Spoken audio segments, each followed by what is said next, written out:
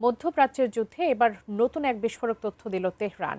ইরানের খাতাম আল আনবিয়া central headquarters দাবি করেছে তাদের প্রতিশোধমূলক অভিযানে গত ২৪ ঘন্টায় ২০০ জনেরও বেশি মার্কিন সেনা হতাহত হয়েছে। এর মধ্যে শুধু যুক্তরাষ্ট্রের পঞ্চম নৌবহরে হামলায় ২১ জন সেনার মৃত্যুর খবর দিয়েছে ইরান।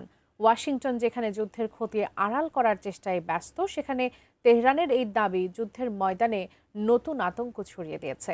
বিস্তারিত জানাচ্ছেন তৌফিকুল ইসলাম আশিক।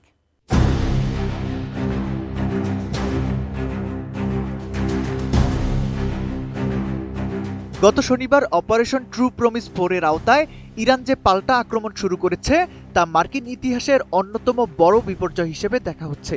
ইরানের সামরিক দপ্তরের বিবৃতিতে বলা হয়েছে, গত ২৪ ঘন্টায় মধ্যপ্রাচ্যের বিভিন্ন মার্কিন ঘাঁটিতে চালানো হামলায় এই ক্ষয়ক্ষতি হয়েছে। বিশেষ করে পারস্য উপসাগরে মোতায়েন করা যুক্তরাষ্ট্রের পঞ্চম নৌবহর এবং আলদাফরা বিমান ঘাঁটি ছিল তাদের প্রধান লক্ষ্য। তেহরান দাবি করছে শুধু আলদাফরাতেই প্রায় ২০০ জন মার্কিন সেনা হতাহত হয়েছে। হামলার তীব্রতা এতটাই বেশি ছিল যে মার্কিন সামরিক অবকাঠামো ও সম্পদের অপরিণীয় ক্ষতি হয়েছে বলে দাবি করছে আইআরজিসি। যুক্তরাষ্ট্র পক্ষের নিহতের খবর আসে ১ মার্চ। কুয়েতের সুয়াইবা বন্দরে মার্কিন বাহিনীর একটি টেকটিক্যাল অপারেশন সেন্টারে ড্রোন হামলায় প্রথমে ৬ জন সেনার মৃত্যু নিশ্চিত করেছিল মার্কিন সেন্ট্রাল কমান্ড বা সেন্টকম। এরপর সময়ের সাথে পাল্লা দিয়ে সেই নিহতের সংখ্যা বাড়তেই থাকে।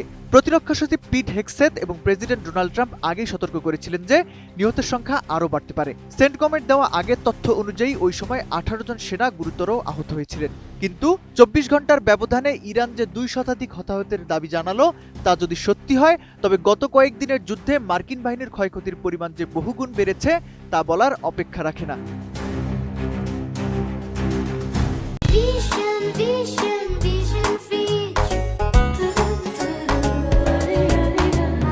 মার্কিন সামরিক বিশ্লেষকরা বলছেন, গত শনিবার থেকে শুরু হওয়া অপারেশন এপিক ফিউরির জবাবে ইরান যেভাবে ড্রোন ও ক্ষেপণাস্ত্র ব্যবহার করছে তা মার্কিন প্রতিরক্ষা ব্যবস্থার জন্য এক বড় চ্যালেঞ্জ।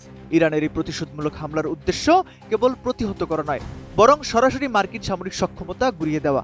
মার্কিন প্রতিরক্ষা বিভাগ যদিও প্রতিটি ছোটখাটো ক্ষয়ক্ষতি স্বীকার করে না, কিন্তু ইরানের দাবি অনুযায়ী যদি শত শত সেনা হতাহত হয়ে থাকে, তবে মার্কিন রাজনীতির অন্তর্মহলে প্রেসিডেন্ট ডোনাল্ড ট্রাম্পের ওপর বড় চাপ তৈরি হবে। মার্কিন প্রতিরক্ষা সদর দপ্তর পেন্টাগন এখনও ইরানের নতুন দাবির কোনো আনুষ্ঠানিক জবাব দেয়নি, কিন্তু ঘটনার গুরুত্ব বিবেচনা করে ওয়াশিংটন হয়তো শিগগিরই তাদের ক্ষয়ক্ষতির প্রকৃত চিত্র প্রকাশ করতে বাধ্য হবে। অন্যদিকে ইরানের খাতাম আল আনবিয়া সদর দপ্তর বলছে এটি ছিল তাদের চূড়ান্ত প্রতিশোধের প্রাথমিক পর্যায় মাত্র, অর্থাৎ যুদ্ধ থামার কোনো লক্ষণ নেই। বরং ইরানের এই দাবি সত্য হলে মধ্যপ্রাচ্যের রণক্ষেত্রে এটি হতে যাচ্ছে যুক্তরাষ্ট্রের জন্য দ্বিতীয় বিশ্বযুদ্ধ পরবর্তী সবচেয়ে বড় বিপর্যয়। তৌফিকুল ইসলাম আশিক, এটিএন নিউজ।